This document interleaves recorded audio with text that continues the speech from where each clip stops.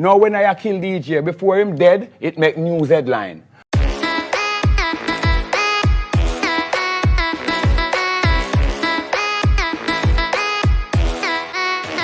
Hey guys, welcome back to the channel, and for all my new viewers and subscribers, welcome to the family. Today we're diving deep into the fascinating and complex world of dancehall, a genre known for its fiery energy and fierce competition. For over 2 decades, Ninjaman evoked fear in the hearts of his peers.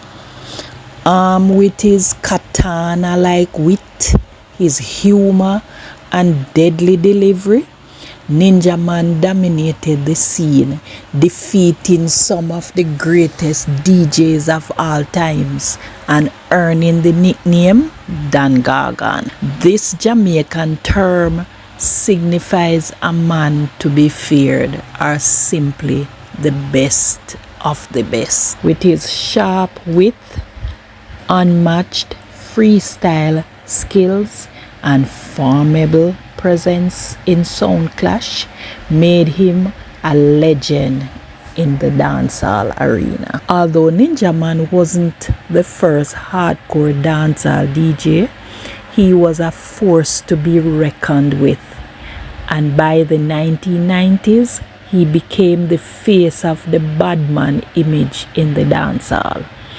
This was attributed to his focus on violence and gun-related content. Unfortunately, this persona would bleed into his real life, resulting in legal troubles that overshadowed his brilliant career and cemented his reputation as one of Jamaica's most talented yet controversial musicians. So, without any further ado, let us get right into this video and explore the fascinating and turbulent journey of the most feared man in dancehall, the Dan Gargan, better known as Ninjaman. Ninjaman, born Desmond John Ballantyne on January 20th, 1966, in the rural town of Anatabia, St. Mary. Ninjaman's journey began when his family moved to Kingston in search of better opportunities when he was just 11 years old. He grew up in the gritty streets of Kingston, in the tough neighborhood of Seaview Gardens. And if you are a Jamaican, you would know that this community is known for both its hard realities and its rich musical history. It was here that the young Desmond caught the reggae bug, and by the age of 12, he was already DJing under the name Double Ugly with the local black culture sound system. Ninjaman was surrounded by the influences of rude boy culture and some of the greatest names in dancehall like U-Roy, Josie Whale, and Super Cat. It wasn't long before his talent landed him a spot with the legendary Kilimanjaro sound system. As his skills sharpened, he changed his name to Ugly Man, but eventually earned the nickname Ninjaman from his colleagues, who were amazed at his ability to adapt and improvise in any situation, just like the ninjas in ancient Japan. From his debut single Protection with Courtney Melody to becoming a ruthless competitor in sound clashes, Ninjaman's quick wit and lyrical genius made him a household name. His legendary battles at Sting, especially his fierce clashes with Shabba Ranks and Supercat are still talked about today. In the early 1980s, Ninjaman name became synonymous with fierce lyrical battles and deadly sound clashes. His breakthrough hit came in 1988 with the track Cover Me, featuring Tinga Stewart, which was followed by a string of successful releases. However, Ninjaman's rise to fame wasn't just about the music. It was his persona as the Dan Gargan, the original front teeth, gold teeth, gun pan teeth Gargan, a title reserved for the fiercest in the game. That truly set him apart. He became the embodiment of the bad man persona in dancehall, pushing the boundaries of lyrics with violence and gun-related content. As his music and reputation grew, so did his rivalries. Perhaps the most famous was his legendary clash with DJ Shabba Ranks at the 1990 Sting. The battle was fierce, with both artists trading verbal blows, but it was Ninjaman who emerged victorious. His dominance continued throughout the 1990s, clashing and defeating top DJs like Supercat and Buju Banton. However, as dancehall began to shift toward more violent content, Ninjaman embraced his gangster DJ persona, producing hits like Murder Them, My Weapon, and Above the Law. Unfortunately, this transformation came at a cost, as public opinion began to turn against him due to the increasing focus on violence in his music.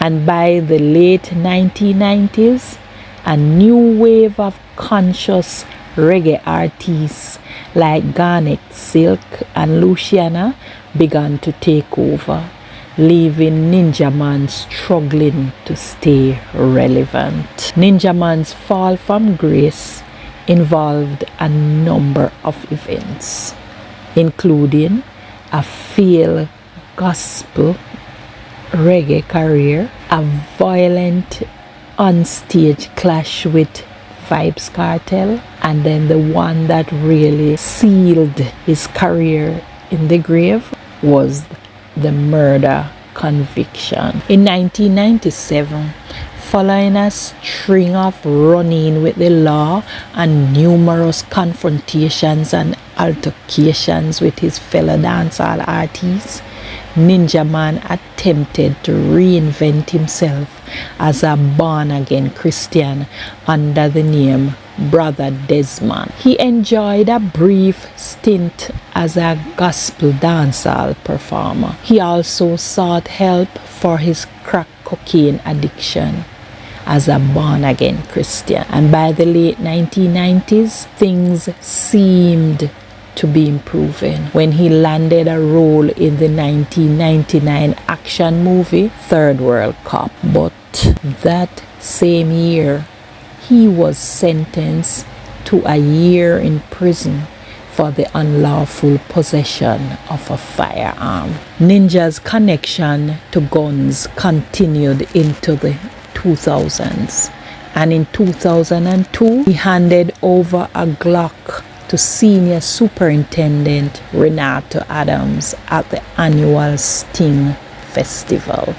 And just a year later at Sting again, Ninjaman and Vybz Kartel had a notorious onstage fight, resulting in the arrest of the both of them for disorderly conduct. This major event occurred on Boxing Day, December 26, 2003.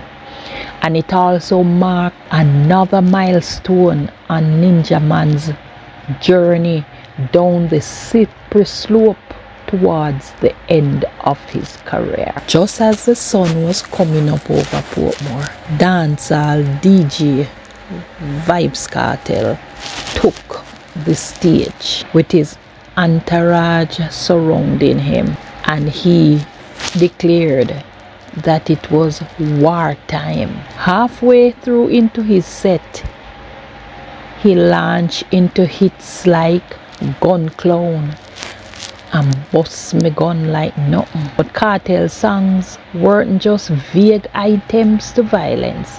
They were weapons aimed at his rival Ninjaman, who is also known for his history of violent gun-laced lyric and his history on stage clashes. Kartel called Ninjaman a crackhead and dug him about sexual abuse allegations and then accused him of sodomy. Ninjaman then took the stage wearing a graduation cap and a gown, signifying that he was ahead of the class. And after a strategic set of hits mixed with cheers-induced disses, it seemed as if Kartel pulled most of the crowd on his side. Anyway, Ninjaman gave it his best shot, but a few minutes of booing and bottle flinging, Kartel returned to the stage. And then something happened that wasn't supposed to be a part of the script.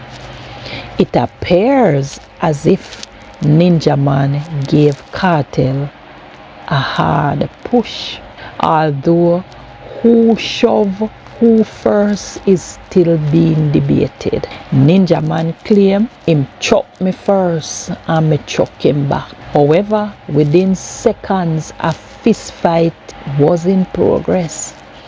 Kartel and his crew threw Ninjaman off the stage, and security and everybody got involved.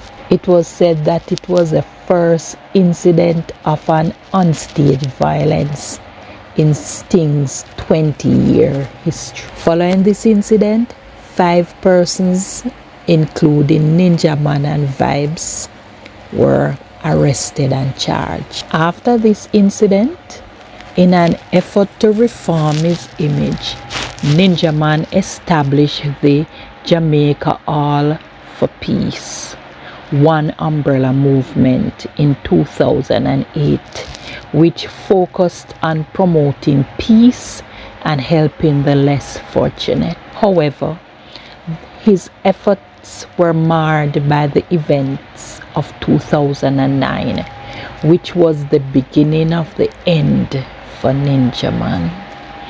Prosecutors alleged that Ninjaman, his son Jamil, and others entered a yard in Olympic Gardens and fired shots at a man who fled the scene. Tragically, 20-year-old Ricardo Johnson was unalive. Ninja and his son were arrested and charged with murder, conspiracy to murder, and illegal possession of a firearm. In 2012, Ninjaman was released on bail and appeared to be on the path to redemption. He signed a record deal with Dancehall Records and enjoyed a resurgence in popularity in 2015 with hits like Jamaica Town.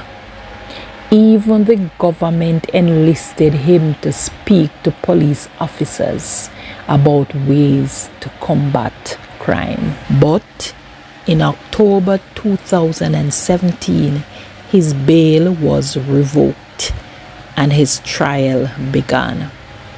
Over the course of a month, the case unfolded with Ninjaman denying involvement in the shooting. On November 20th, a 7-member jury found him guilty of Johnson's murder. And on December 18, his world came crashing down. He was sentenced to life in prison. Detainer Desmond Ballantyne, more popularly known as Ninjaman, was today sentenced to life in prison for the 2009 murder of 20-year-old Ricardo Johnson. Ninjaman's 2 co-accused, his son Janelle as well as Dennis Clayton, will also face life sentence. A tragic end to a career that had once seemed limitless. Ninjaman will have to serve 25 years before facing the possibility of parole. On his way out of the court to the prison truck, Ninjaman shouted, "Don't worry yourself, Jamaica, I will be back." Ninjaman's story is one of remarkable talent intertwined with cautionary lessons. His rise and fall serve as a cautionary tale for aspiring artists in dancehall. He was a trailblazer who helped shape an era of dancehall, yet his personal struggles eventually led to his downfall. His legacy is layered. He is remembered both as one of the most formidable lyricists in Jamaica music history and as a reminder of the darker side of the dancehall culture. As Ninjaman serves his time now in prison, it would seem as if he has become a forgotten icon. There's no cry for free Ninjaman. So it seems as if everyone has accepted his fate and he will remain in prison until there's an appeal, and if his sentence is overturned, he might become free, or he might have to wait until the 25 years when he's eligible for parole.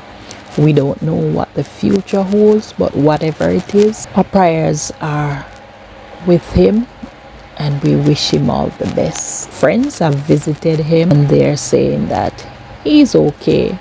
There were a few instances of health scare, but it would appear as if he's on the mending side now and he is doing better.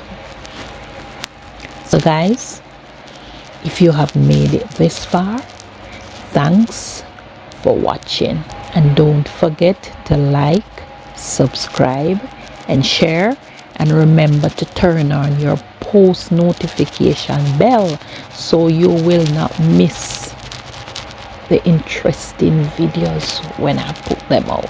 And once again, thanks for watching and stay tuned for the next video. Stop me, see.